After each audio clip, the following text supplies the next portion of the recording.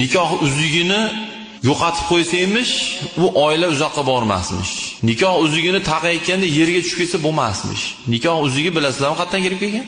Bizning islom dinida nikoh uzugi umuman daxli yo'q narsa. Birinchidan erkak kishiga tilla narsa harom bo'ladi. Ikkinchidan qanaqasiga nikoh uzugi bo'lishi mumkin? Faqatgina o'sha ayol kishiga podarka qilib, erkak kishi hamiyatli erkak ko'pchilikda taqmaydi xotiniga uzugini. Uyda o'zi mashinada olib ketayotganda mana deydi. Tizzalab berilmaydi uzugini. Ayolga tizzalanmaydi. O'sha boshidan berib qo'yilyapti ayolga.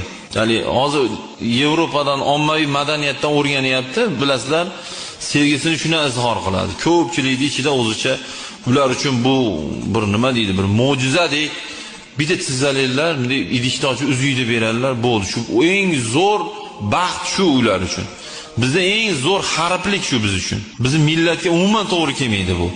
Xotin kishiga tizzalaydi,